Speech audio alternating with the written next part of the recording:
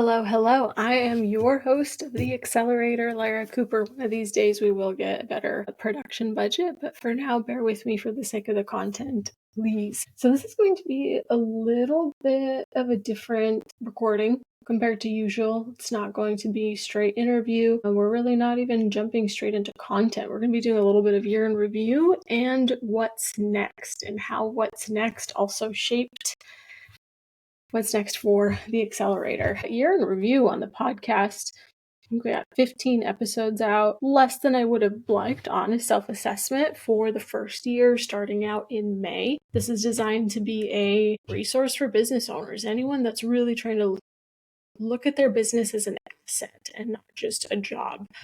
And so there's a variety of topics that we covered. We talked about kind of just the mindset, setting the stage for working like an entrepreneur, how to think like an investor from an investor, 10 questions you should be asking your CPA. We had a financial strategy masterclass for business owners on what type of questions you should ask yourself to go from reactive, like why did that happen, or even diagnostic to what happened and why did it happen, but to really proactive and strategic. Proactive being what's coming, and strategic being what do I want to happen and how do we make it happen. That was on June 3rd, about a half hour, with Ernie Villani, my business partner at Accountability Services, and also named one of Forbes top 200 CPAs this year. So really excellent resource there. Happy to have had him on the episode. Happy to have him as a partner.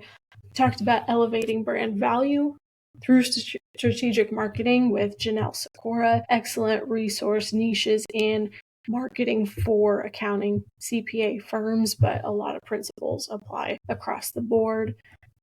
Fisher, my other business owner that I've worked with in one capacity or another for over 10 years now, and just he's such a good planner and definitely was the perfect guest for Plan, Pivot, Succeed, because we always know you could plan all day long, but you're gonna have to adjust something at some point. We had another great episode with Ryan Kahn, another non-CPA, CPA firm owner, again nodding towards really working on your business like a business owner rather than an operator. So we went and titled that one From SWAT to SWAT. Listen to see the background on that. What else did we go through? From operator to visionary, really thinking big to create a vision for your business. That one was solo with me. We talked about niching down to scale up with Alex Ratinsky. He shared a personal friend of my own, as well as just a great professional. And he shared his own experience of how he niched down, saw results, niched down again in a completely different way, actually, saw results again, and how you can use those same principles yourself, and kind of where the sticky points are and what you want to be aware of or make sure you focus in on. Great episode, all about 30 minutes each one. Again, with an investor, Steve Gelly, CEO, Blueprint Ventures. Money isn't the answer.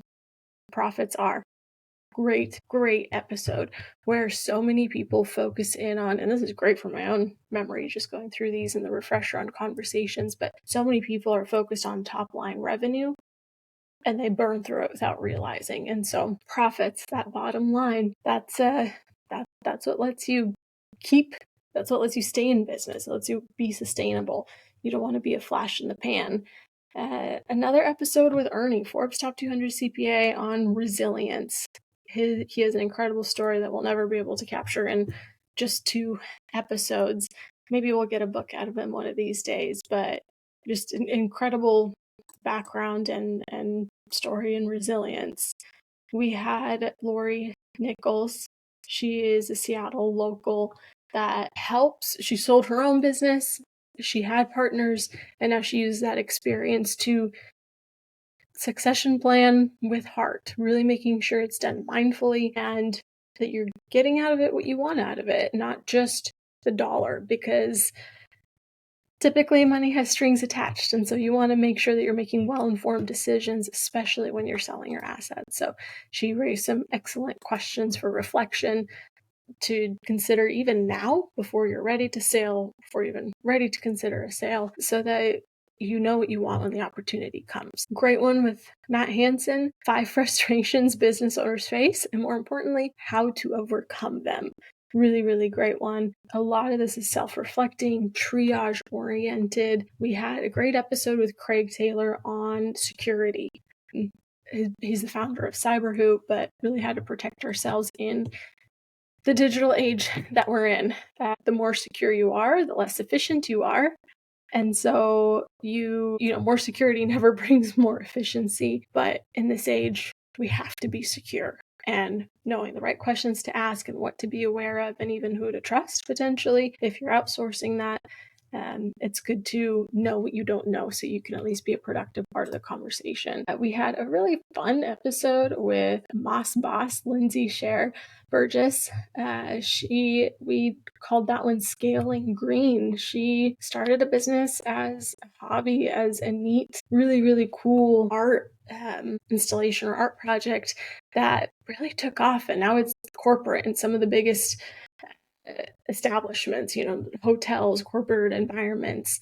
It does a lot of custom work. And as you know, custom work comes with oftentimes misestimating things, production issues. And so we had a fun time going through that and just how she scaled up to that point. Our last episode in 2024, besides this one, was on stepping back to predict the future with Bill Flynn, serial entrepreneur and now a business coach. Which when you have that experience, anyone that's been a serial entrepreneur has good advice to give. I would say almost any serial entrepreneur is a coach to someone at one point, even if not in title. But that was a really good one as well. So great recap on the podcast side. We talked to some great people. And professionally, this isn't my only gig. Podcasts, a outlet to share where we're at, how we're doing, and try to share that wealth with others. One of my biggest focuses or purpose professionally is just helping others get the most out of what they have, whether it is time, resources, time, money, energy, all of those things. You have a limited amount of all of those things. And so you want to make sure to be aiming your blows wisely and stepping on the gas when you're pointed in the right direction. Otherwise, you're just burning out and going nowhere, even though it took the same energy. And the tough thing is the things worth doing are hard, and oftentimes you don't see results right away. So it's hard to know if it's the right thing. And so it takes this constant self-assessment and check and just trust in the process. And this podcast was designed with that in mind, not necessarily a particular industry niche or audience, but just those that might feel alone as an entrepreneur. We'll obviously have plenty of logistical and practical insights to share here, but a lot of it is just the world of a business owner, world of an entrepreneur, and I have the pleasure of interviewing other founders as well as having my own background to share from and my business partners, which this year we brought in a third, or late last year, Ernie, we brought in a third. Dave and I worked together for about 10 years in some capacity or another. And I say that because I started working for his small CPA firm shortly out of college. I was going to, I got my 2 bachelor degrees, supply chain management and accounting. And I started working for Dave about 6 months before I finished college. And then I didn't take the last 5 credits that I needed, or last 5 classes that I needed to qualify for the CPA exam. Learned, had my degrees, but didn't sit for the CPA exam because as I worked in the industry, I realized, I don't think this is the right position for me. I have the background, I have the knowledge, but I worked for him for 3 years. He sold his CPA firm to another company. I went and worked with that company for about 3-4 years and then decided, I'm still doing this, but I'm eager and I'm passionate and I love working with our business owners, with our clients. But I don't love the data entry. I don't love the tax work. I love finding their problems, triaging and helping them solve them. Even if it's not implementing the strategy, it's at least maybe being their eyes in a place where they can't be the eyes, or just helping them guide through something that's an unknown to them, an unknown industry. And so, end of 2020, I had realized I wanted to do something in industry but applied differently. Um, and you know how it is if your CPA relationship is, you just show up once a year, give them your documents, they prepare a return, it's a transaction. There's no value in it besides being compliant. Nobody starts a business just to be compliant. Um, Staying out of the orange jumpsuit is kind of a low bar for um, what you want out of a business or out of your CPA relationship.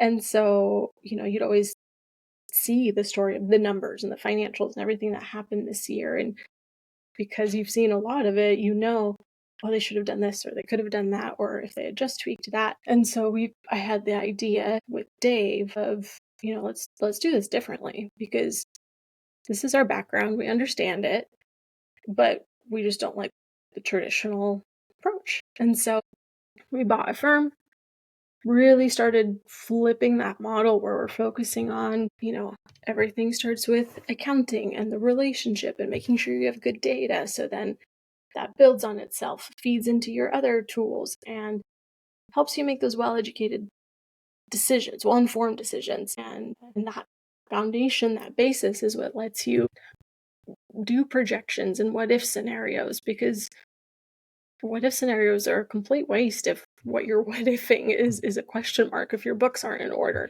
And so from the most basic level of just, we're going to make sure every single one of our tax clients has a quarterly check-in or a year-end review. Best case scenario is obviously monthly accounting, monthly or quarterly business meetings. We're looking through the financials, we're triaging, we're part of this long-term approach, not just a quick fix.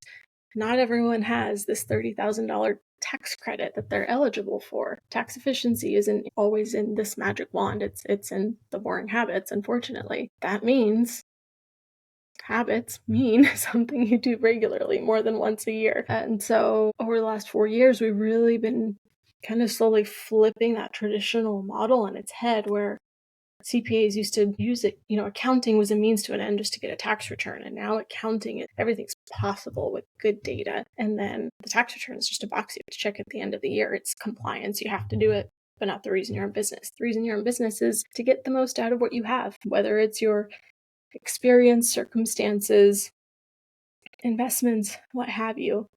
And so we found in 2022, we were named Firm of the Year, kind of for adopting this approach. And then we met Ernie's firm, based out of Boulder Valley, awarded for a very similar thing.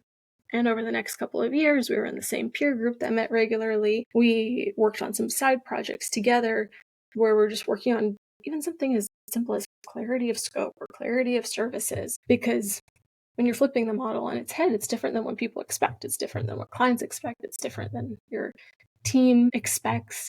And so you have to put out a very clear message, training plan, even responses on how to explain things. And so we worked on some of those things together, and we decided at the end of 2023, let's just get married. We have very similar team cultures, goals in the business, services, just the way we do things and what we want out of the business and for ourselves. And so we merged. We merged our team of 20 and his team of 11, including us 3 owners. And from the very beginning, 2020, Dave and my vision was, we want to be 100% remote capable, because that's how you find the best clients, the best employees. Be flexible with part-time or full-time. Be flexible with in-state or out-of-state, because the pool's pretty small if you're working out of just who can commute to the office. And we've let offices go since then because nobody goes. And that was our thought. And then COVID came along, and it really made our argument for us. We were semi-prepared for it at that time. And it definitely sped some things along. That was one silver lining, I suppose. And so merging in Ernie's team was, relatively a breeze. Our tech stack was completely remote. We had made shopping decisions about our tech stack, thinking we want to be able to scale quickly, not just employees, but clients. All of those things were taken into consideration from the very beginning because we knew we wanted to grow. We knew what our goals were. And so it was easy to sift out the options and see what fit and what didn't. And nothing's ever perfect. No technology is ever going to be perfect, but some definitely fit the bill better than others. Some have a tech roadmap, while others don't. That's more encouraging to me because I know they'll grow with us, because I know we're always going to be chomping at the bit to make our lives and our clients' lives better, faster, easier, to, to be able to accomplish something at that pace. And the technology is there. We want to be able to use it. And that means we need tools that are compatible with other tools as they develop themselves. And so one thing we learned too is just really investing not in just the product itself, but the people behind it. What's their mindset for the business? What are they complacent? Are they constantly, getting feedback and, working to improve their product and better understand their customers, and that relationship that I think more and more people are really looking for out of their vendors and clients. So in any case, short story long, we had our first full year of a merged firm. The culture, there's always a lot of surprises in a merge. This was our third one. We bought the first one in 2020. We acquired another firm in 22, and then we merged in Ernie's firm at the end of 23. And typically when you're acquiring, you don't get to meet employees. You don't get to meet clients. Everything you learn about the business is on paper, and so much of what helps a business go right or wrong is off paper. It's qualitative. The culture was one thing that surprised us. It was just incredible. And I think it goes to show how reflective it is of its owner, and the fact that we had been on the same track for some time before then, but we never met the team. And so that was a really nice surprise, just seeing how two completely strange groups came together, two states, so quickly. I mean, we merged December 1st, 23, went through a whole tax season. Again, two states, two everything. And there's always going to be things to iron out. It's a business. If everything's going smoothly, you kind of start wondering what you're missing. And the biggest mistake is just to make the same mistake twice. So if there's a fire, if there's a wrinkle, you fix your process, you address it, you fix your processes, you don't do it again. And that's just the experience of being a business owner. Is don't be surprised when you're surprised. But the culture was one thing that you can't buy. And the team is incredible, and it panned out really, really nicely. And it's, there's always contraction too during merges, and we just have a rock star team that believes in the vision and what we're trying to do. And we get a lot of grace from them for it too, because it is a non-traditional firm and they went into a traditional role, some of them. And so to be these innovative thinkers and just being comfortable with change is such a big thing too. And that comes too in how we present it. We really try hard to get team input and feedback, and really have our ear to the ground, that's the term, before making any wild decisions. But everyone's on the boat, and it's pretty amazing. What else did we have happen? Ernie got Forbes 200. We went to the industry conference, or one of the industry conferences, BDO.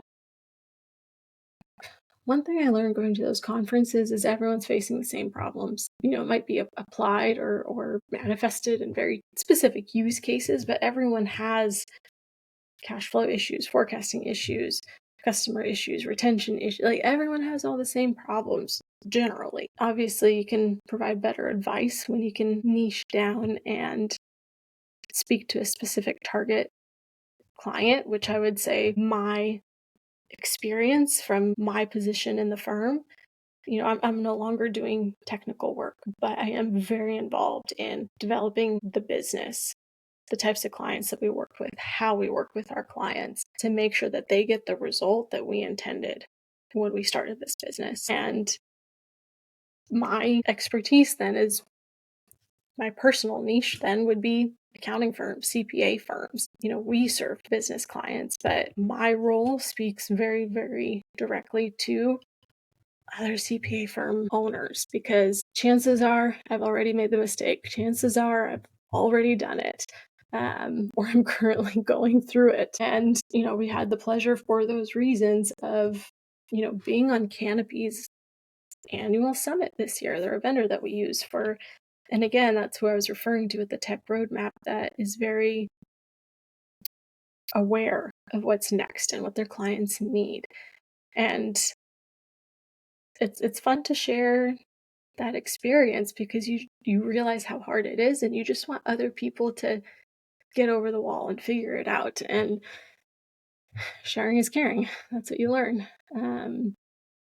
We won the Seattle Times PNW's Best Accounting Firm award this year. That was exciting, very, very exciting for our team. That was a huge win. I think there was 500 some odd thousand votes across all the categories. But it's pretty cool to, 4 years ago, going into this thinking it's going to be a 10-year project to really get this where we want. And we're 4 years in, and we're just now starting to see some pats on the back for the things that we're doing. And there's plenty of things that we still need to improve. We're still investing in the business and processes and people, but it's really gratifying to finally start seeing those pats on the back. And that's the thing, is when you're doing something hard or different, you're going to get a lot of friction and opposition, and we experience that. And sometimes you just have to pat yourself on the back until you get to the point where you've accomplished enough or done enough that it's visible by others. It's like working out, you feel better before you look better. Same thing with food. You feel better before you start having any external changes. And that's the thing about hard things, is they're hard and you have to be disciplined and you just have to believe in the process. But that's the point, is that you have to have a process and a vision and something, a clear direction that you're going towards. So then it never feels in vain. And even a little win is a big win when it's in the right direction. And that's kind of my catchphrase is, what's next? Okay, we accomplished this, what's next? Or, okay, we planned for this, what's next? And honestly, when things go wrong, that's when I thrive, because that's just, there's something to attack and solve. Attack's the wrong word, but there's something to solve. And as business owners, sometimes you have to feel the emotions, because trust me, I do. And then you just have to get down to business and do what needs to be done, because it's your business. And it shouldn't be a job. It should be an asset. And that means it's increasing in value. So that means you're actually solving problems instead of expecting it to be different next year, even though you're not doing anything different next year. So with the podcast, I think this past year we got a lot of great people, interviewed a lot of great segments. But in 2025, this upcoming season, I'd really like to create just more focus. These last couple months, I'd honestly even changed the cadence from weekly to bi-weekly to monthly, because I was struggling to find direction for the podcast, even though I had a general why. And I was kind of brainstorming how I wanted to correct that for 2025, because I want it to be more purposeful and really impactful rather than just taking airtime. A little more focused in episodes that build on themselves, something that's just a little more stabilizing for the year. It's the new year too, so it's a great time to set new goals. But I just think so much about business owners that I've talked to that, they're coasting, and that's costing you. Coasting could be costing you. And I keep coming back to saying that if you're a business owner, your business should be an asset, not a job. And that means you're constantly doing something with it and have goals for it and a direction for it. And my focus, my audience is definitely going to be those that are asking that same question of, what's next? What should I do next? Because half the time there's too many options, because you're able to do too many things. And so you don't know, or the list is so long, you don't know where to start. And I think that's one thing I learned too with that what's next attitude is the amount of time that lapses between the idea and the execution and fallout and what have you of the idea, so much longer than you ever think it will be. And probably by the time you get to the execution of it, you're going to be bored with the idea, but you have to do the boring things. There's a lot of good ideas, and then there's business owners that have executed on those ideas. You got to execute. And that's kind of, even with our business accountability services, we really tried to thread that story or weave that story into our website now. We hired an in-house marketer just a couple of months ago because we wanted full-time hours on it. And it's dream big, think big, execute. Dave and I always, at the end of every year, we meet at the end of the year and have just a recap meeting. And we always think big. A couple years out, 10 years out, what do I want for my future? And not just, maybe it's $1, maybe it's a location you want to live in, maybe it's something else entirely. But options are only created by increasing the value of your business up until then. And I think back to my notes from when we met in 2020 and my think big, I now realize was very, very small. And it's nice to have others around you, whether it's a person or honestly just looking at your notes from last year and comparing it to your goals for next year to compare what did think big used to mean for me. And you might not reach that goal, but you'll be a lot closer than if you had the same think big goal as last year. And I was listening to Chris Williamson podcast, and he was saying, and he might have quoted it from somewhere else too, but he was saying trajectory is more important than position.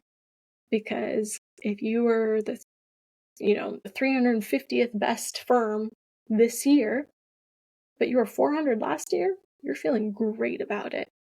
But if you were number 2 this year, but you were number 1 last year, you're not feeling great about it. And so it's, all those kitschy things about progress over perfection, yada, yada. But it is true. Trajectory over position. Everything we execute takes longer than we think.